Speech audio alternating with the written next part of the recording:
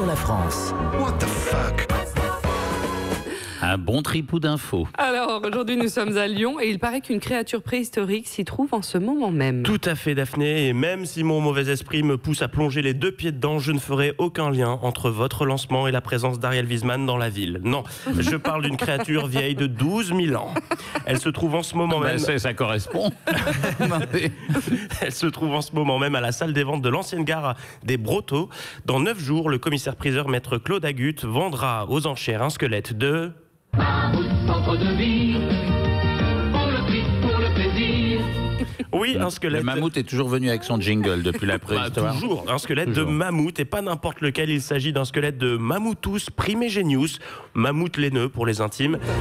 Alors, s'il existe une centaine d'espèces de ce mammouth herbivore datant du Paléolithique dans le monde, celui-ci est unique. Il s'agit tout simplement du plus gros mammifère terrestre de tous les temps.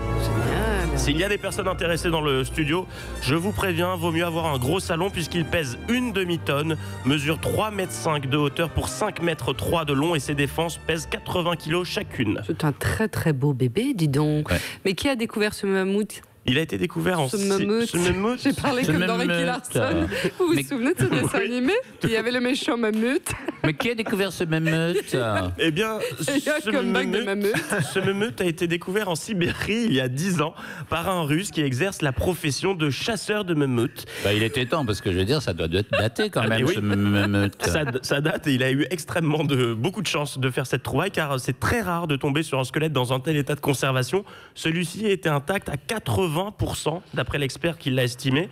Il a été réassemblé à Marseille dans les ateliers de Nicolas Tourment qui a refait son armature de façon à ce qu'elle soit plus discrète et l'a installée en position de marche sur un socle. Bon, s'il y a des amateurs de mammouth ou de mammouth, ça coûte combien ? Alors ça varie, bien sûr, en fonction de l'état de conservation et de la rareté de l'espèce. Le prix de celui-ci est estimé entre 450 et 490 000 euros. Oui, bah voilà. C'est accessible encore. C'est accessible, un petit cadeau de Noël sympathique. Le commissaire Il n'y a pas beaucoup à manger dessus, mais c'est bon quand même. Le commissaire priseur... à ronger. Oui, à ronger. Oui. Parle d'un objet magnifique, le plus beau des mammouths connus. Il sera donc mis en vente dans 9 jours à la maison Agut, qui l'an dernier avait déjà réalisé un très joli coup, puisqu'ils avaient vendu pour 1 128 000 euros le squelette quasi complet d'un dinosaure Allosaurus, espèce qui s'est éteinte il y a 135 millions d'années. Eh bien voilà, à vos enchères, écoutez, un coup de marteau et c'est parti. Oui, il y en a qui sont intéressés.